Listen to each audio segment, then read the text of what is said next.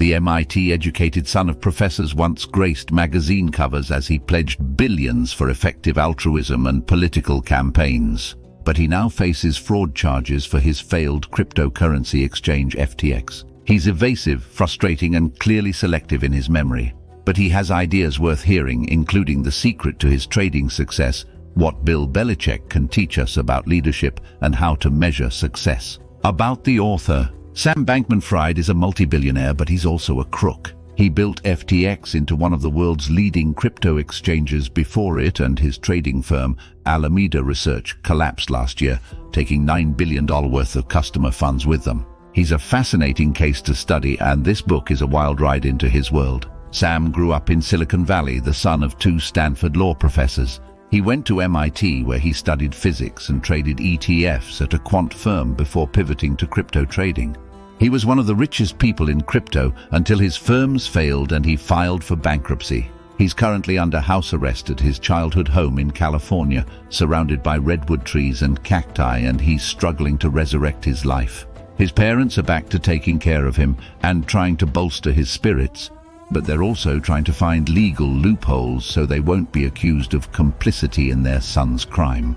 During his trial, Sam was a mess, frustrating, evasive, selective in his memories, and clearly lying on more than a few occasions. But he was also a fascinating case study, a man who had a clear idea of what he wanted to accomplish but couldn't follow through. The trial was a window into the strange, insecure world of less wrong rationalists and the effective altruism subculture. Sam stumbled upon EA during his sophomore year of college, and it changed everything for him. The movement uses quantitative evidence and reason to determine the most impactful charitable acts, and its adherents often take high-paying jobs so they can give away the majority of their income. Sam became an EA adherent, focusing on how much it would cost to save a single imperiled life and how much money he could donate to those efforts. He also devoted a lot of time to creating word and logic puzzles for his few close friends, the kind you might find on a Twitch streamer's channel. They're a far cry from the elaborate, well-rehearsed word puzzles that are favored by the millions of teenage video game players who populate online gaming communities. About the book.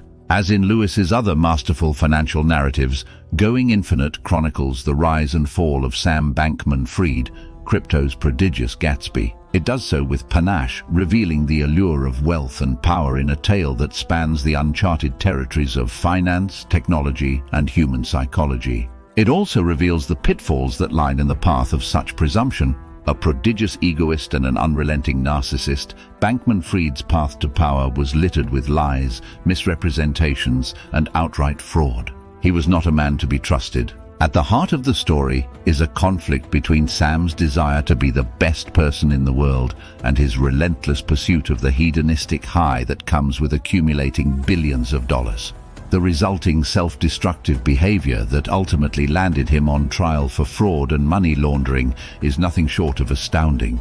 Lewis's affection for his subject does not waver in the 255 pages of this book, even as Bankman-Fried offhandedly wrecks nearly everyone and everything he encounters.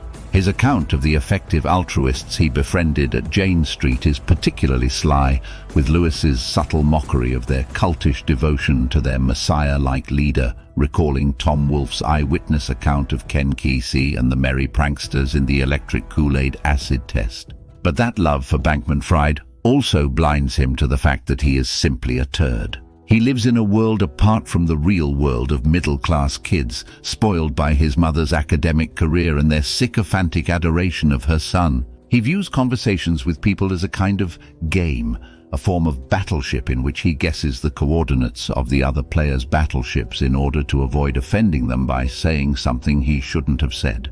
Lewis's portrait of a cretinous genius is fascinating, but it would be more accurate to call it a bleak comedy rather than a tragedy.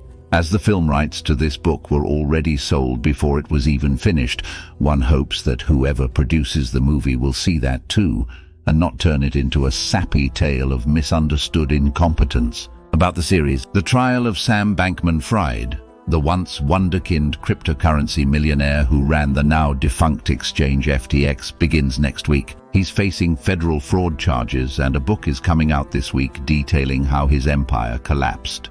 The book's author, Michael Lewis, had all hours access to Bankman-Fried and met him more than 100 times over the course of 2 years.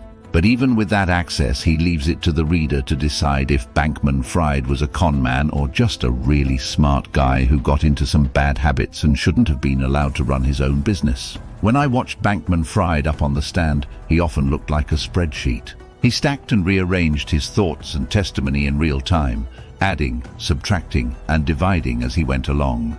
During his Signal chat, he once referred to the $8 billion difference between what he owed to customers and what FTX could pay as an assets gap.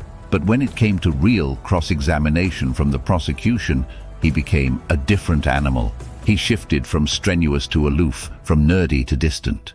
His answers seemed calculated to avoid any inconsistencies, and when he was confronted with the reality of his crimes, he retreated into fantasy, repeating the nice things his mummy and daddy and professors and investors told him about himself. One of those nice things he said was that he gave away about half of the money he made at Jane Street to animal welfare groups and the Center for Effective Altruism for grants and movement building. He also admitted to taking high doses of stimulants on top of his prescribed ADHD medications. And when a Vox journalist pointed out that the combination might decrease his effectiveness as a giver, he shot her a quick response that included an unprovoked shot at Kelsey Piper. He also talked about a rumored sexting scandal with a female colleague, and he admitted to having an affair with his lawyer, Caroline Ellison. About the cover, Sam Bankman-Fried's trial on fraud and money laundering charges continues. The prosecution has a strong case, and it's clear that the defendant isn't going to stop talking. He will, if convicted, be forced to live the rest of his life in a prison cell. But it's also possible that this could be the last chance for a Hail Mary to escape conviction. In his last-ditch public confessions tour between FTX declaring bankruptcy and his arrest, Sam talked to anyone who would listen. He's trying to do the same thing now. His lawyers probably advised him not to, but he seems determined to prove that this whole mess is a huge mistake, that he was a victim of a conspiracy by his former friends in the less wrong and effective altruist subculture, and that he's just being singled out for persecution because of his status as an evil capitalist.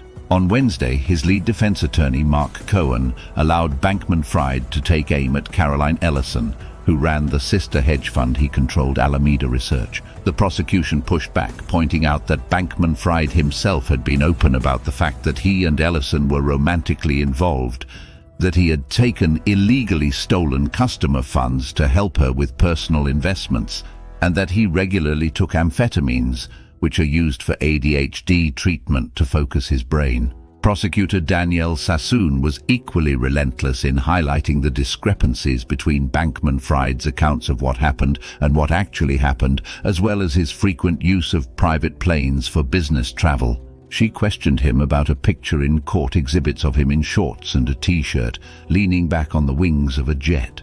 She also pushed him about the $50 million he had spent on private planes. Up on the witness stand, Bankman-Fried often resembled a spreadsheet himself, his words stacking up and rearranging in real time, adding up and subtracting, dividing and extrapolating, stacked columns and rows of numbers. It was a reminder of how, even in the abstract and removed world of crypto and finance, he'd been nothing more than a number-loving swindler.